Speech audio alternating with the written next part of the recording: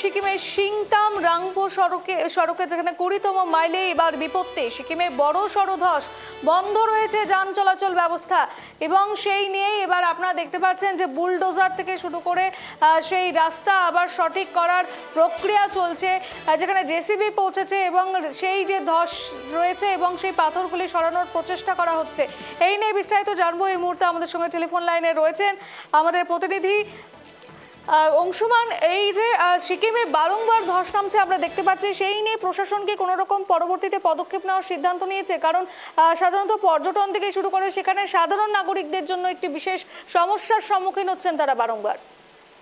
দেখো, এই যে ধস, এটা কিন্তু একটা প্রাকৃতিক বিপর্যয়। এখানে প্রশাসনের এক কথায় সেইভাবে করার কিছু থাকে না, কিন্তু যেখানে ধসটা পড়েছে অর্থাৎ শিলিগুড়ি থেকে গ্যাংটক যাওয়ার যে রাস্তা রয়েছে সেই রাস্তার ঠিক মাঝখানে সিংথামের কাছে সেই ধসটা পড়ে, ধস পড়ার পরে কিন্তু শিলিগুড়ি থেকে সিকিমের যোগাযোগ সম্পূর্ণভাবে বিচ্ছিন্ন হয়ে যায়। তবে এই যে ধস, এটা বর্ষাকাল, বর্ষা শুরু হয়ে গেছে, গত কয়েকদিন থেকে অবিরাম বৃষ্টি হয়ে যাচ্ছে। বৃষ্টিপাতের ফলেই কিন্তু উপর থেকে মাটি এবং পাথর গড়িয়ে রাস্তাটাকে বন্ধ করে দিয়েছে। তবে প্রশাসনের পক্ষ থেকে ধস সারাই কাজ শুরু করেছে, কিন্তু এই যে ধস বারবার করে নামছে, রাস্তাগুলো বন্ধ হয়েছে, এক্ষেত্রে কিন্তু প্রশাসন বারবার করে বিভিন্ন যারা পর্যটক আছে তাদেরকে বলে দেওয়া হয়েছে তারা যেন সাবধানে যাতায়াত করে, কোথাও যাওয়ার আগে সমস্ত কিছু খোঁজ খবর নিয়ে তাহলেই যায়। এবং বিশেষ করে যেগুলো মালবাহী গাড়ি আছে সেই গাড়ির ড্রাইভারদের কিন্তু সতর্ক থাকতে বলা হয়েছে, সতর্কতামূলক ব্যবস্থা নিয়ে তারপরেই কিন্তু রাস্তায় যাতায়াত করতে বলা হয়েছে।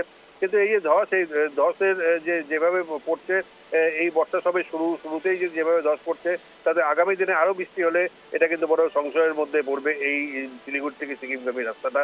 এটাই কিন্তু এখনকার স্থানীয় মানুষরা মনে করছেন। অংশুমান, যে বিকল্প রাস্তা ব্যবহারের কথা জানানো হয়েছে প্রশাসনের তরফ থেকে, সেই বিকল্প রাস্তাটি কোনটি?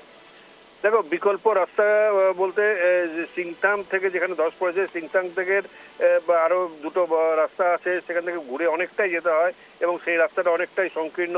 সেখান থেকে যাতায়াত করাও কিন্তু যথেষ্ট ঝুঁকিপূর্ণ আছে। তা সত্ত্বেও যে রাস্তা যদি আটকে যায়, মানুষকে কিন্তু সেই ঝুঁকির মাধ্যমেই তাদের শিলিগুড়ি থেকে ফিরে আসতে হবে, অথবা যারা গ্যাংটক অভিমুখে যাচ্ছেন তাদেরকে ওই রাস্তা ধরেই যেতে হবে। কিন্তু এই যে ধসগুলো নামছে, ধস সরার কাজ কিন্তু শুরু হয়ে গিয়েছে। প্রশাসনের পক্ষ থেকে বলা হচ্ছে যদি আবার নতুন করে বৃষ্টিপাত না হয় এবং আবার যদি পুনরায় ধসটা না নামে, তাহলে হয়তো বিকালের আগেই কিন্তু এই ধস সরার কাজ সম্পন্ন করা যাবে। ধন্যবাদ অংশুমান।